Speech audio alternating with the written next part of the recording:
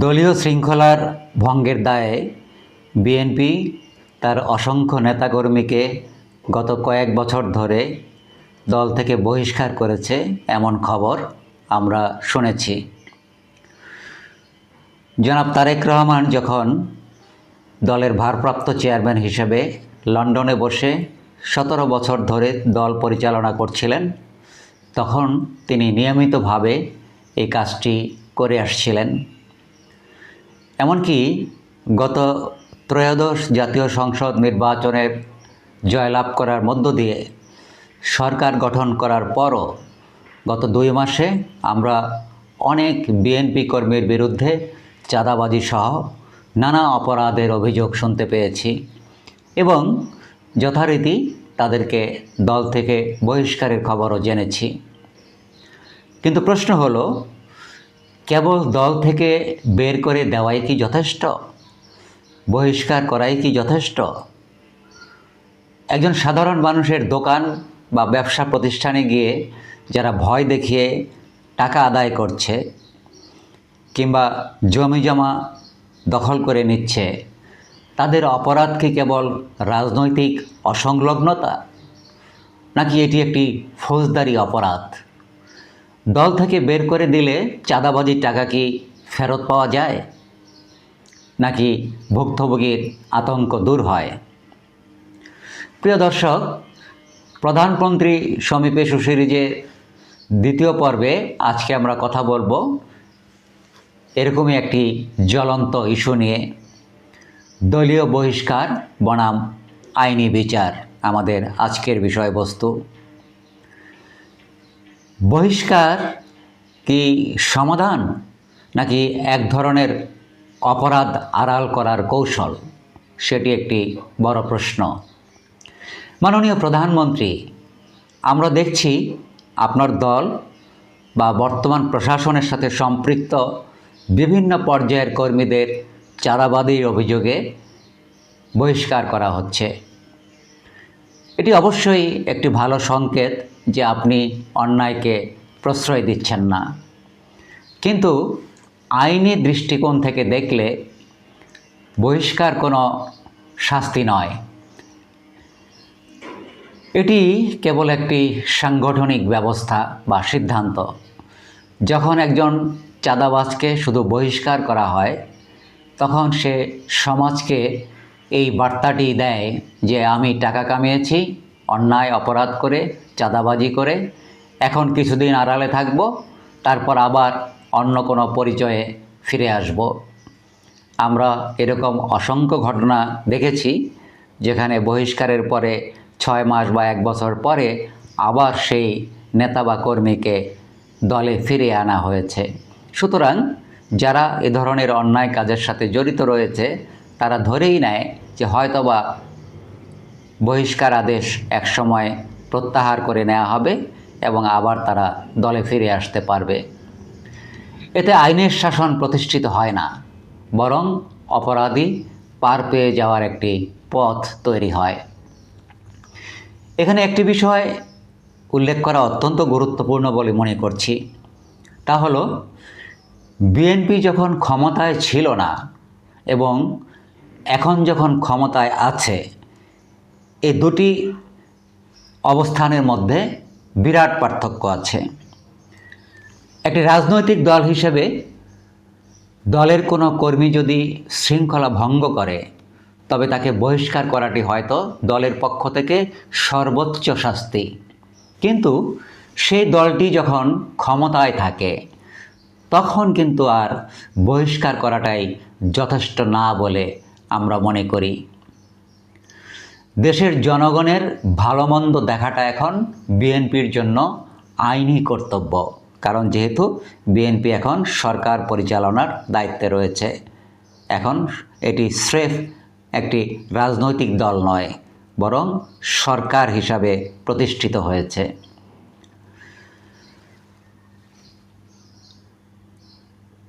এই জন্য তাদের হাতে আছে দেশের আইন আদালত, থানা, পুলিশ, সব কিছুই কিন্তু এখন বিএনপির অধীনে, অর্থাৎ সরকার হিসাবে তাদের অধীনে সব কিছুই পরিচালিত হচ্ছে। অপরাধের যদি আইনি শাস্তি না হয় তাহলে জনগণের কাছেও কি একটি ভুল বার্তা যায় না? জনগণ ভাবে তাদের সরকার ক্ষমতায় আছে বলেই অপরাধীর কোনো শাস্তি হচ্ছে না। সেক্ষেত্রে সাধারণ মানুষের মধ্যে এক ধরনের ভীতি থেকেই যায়। ফলে সাধারণ মানুষ থানায় অভিযোগ করতে যেতেও ভয় পায়, কারণ তারা দেখে যে ব্যক্তিটি গতকাল তার কাছে চাঁদা চেয়েছে বা অবৈধভাবে তার সম্পদ ছিনিয়ে নিয়েছে, আজ সে দল থেকে বহিষ্কৃত হলেও এলাকায় বীর দর্পে ঘুরে বেড়াচ্ছে। আমরা গতকালই একটি খবর দেখেছি পত্রিকা মাধ্যমে যে এ ধরনের বেশ কিছু ভুক্তভোগী মানুষ একজন রানিং এমপির গাড়িকে অবরোধ করে তারা রাস্তায় শুয়ে পড়ে এর বিচার দাবি করেছে। অর্থাৎ তারা থানায় যেতে ভয় পায়, সে কারণে এমপির দ্বারস্থ হয়েছে বিচারের আশায়। অনেক ক্ষেত্রে দেখা যায় রাজনৈতিক পরিচয়ের কারণে পুলিশ মামলা নিতে দ্বিধা করে। যদিও আমরা সাম্প্রতিক সময়ে দেখেছি আমাদের সম্মানিত স্বরাষ্ট্রমন্ত্রী মহোদয় কয়েকটি থানায় গিয়ে থানা ভিজিট করেছেন ঢাকা শহরে, এবং সেখানে বলেছেন যে বিএনপির পরিচয়ে যদি কেউ থানায় আসে মামলার থেকে রেহাই পাবার জন্য, তাহলে তাকে আইনগতভাবেই তার ব্যবস্থা করবেন। এটি মূলত প্রত্যেকটি সরকারই বলে থাকে, কিন্তু আলটিমেটলি দেখা যায় পুলিশ সেখানে এক ধরনের নিরুপায় অবস্থায় থাকে।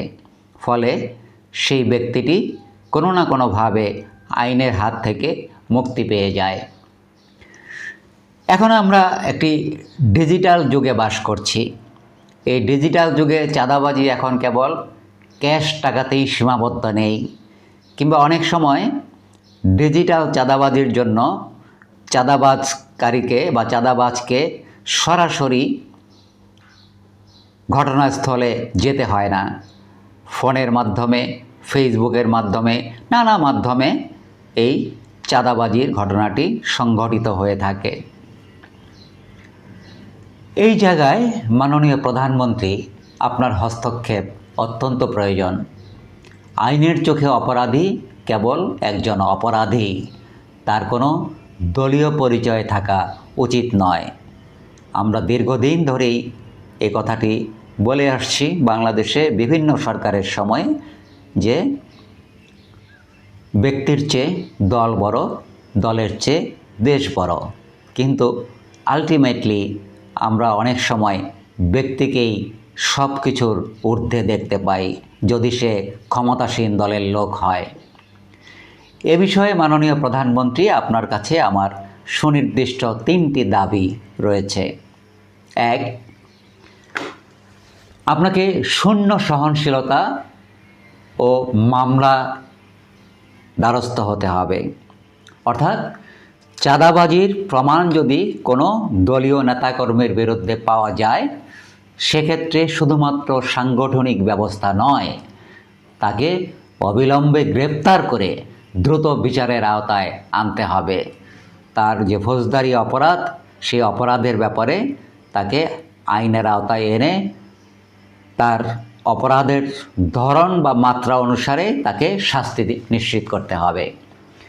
2 নম্বর দাবি হচ্ছে একটি স্পেশাল টাস্ক ফোর্স গঠন করা।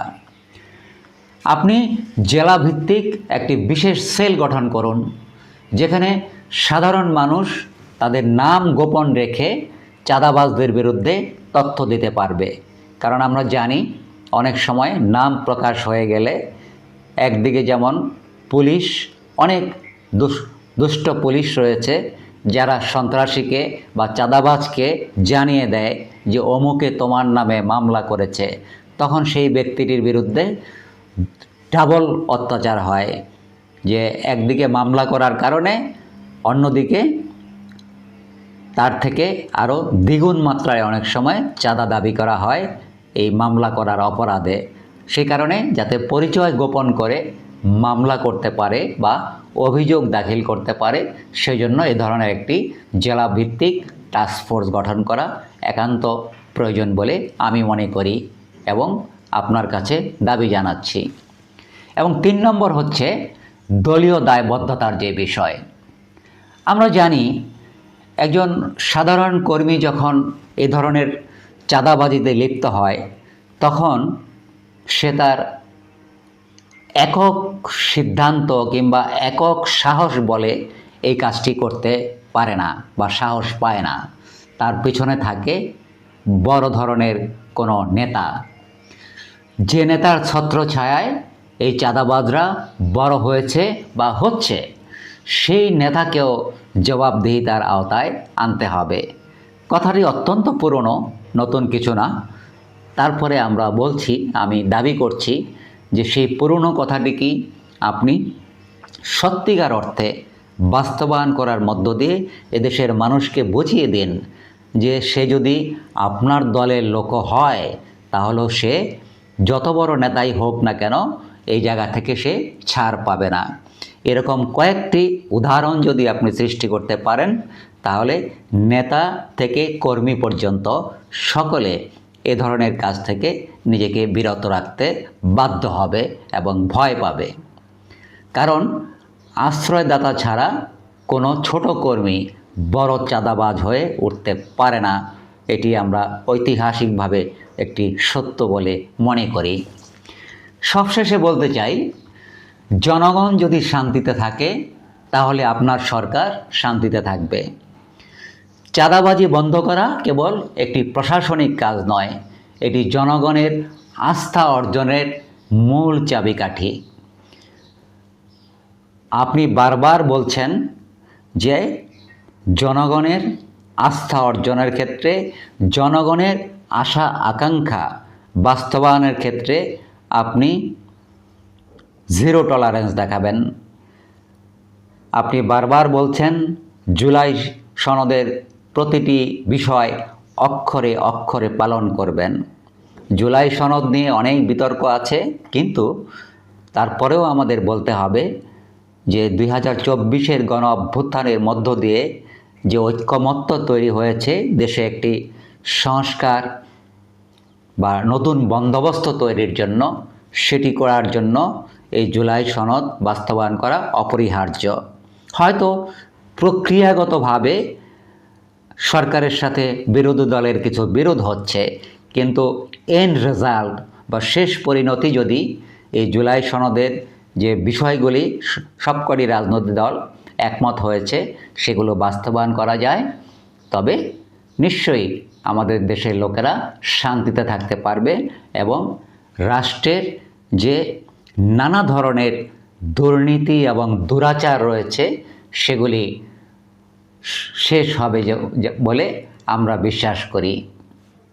আপনারা যারা এই ভিডিওটি আজকে দেখছেন, আপনাদের এলাকায় কি চাঁদাবাজির ধরন বদলেছে? দল থেকে বহিষ্কার করলে কি আপনারা নিরাপদ বোধ করেন, নাকি কঠোর আইনি শাস্তি চান? এটি আপনাদের কাছে আজকে আমার প্রশ্ন। দর্শক হিসাবে কমেন্টে আপনার মতামত জানান। আগামী পর্বে আমরা প্রধানমন্ত্রীর দৃষ্টি আকর্ষণ করব অন্য কোনো গুরুত্বপূর্ণ বিষয় নিয়ে। চোখ রাখুন আমাদের চ্যানেলে। আলোচনাটি যদি প্রয়োজনীয় মনে করেন তাহলে লাইক ও শেয়ার করতে ভুলবেন না। সবাইকে ধন্যবাদ।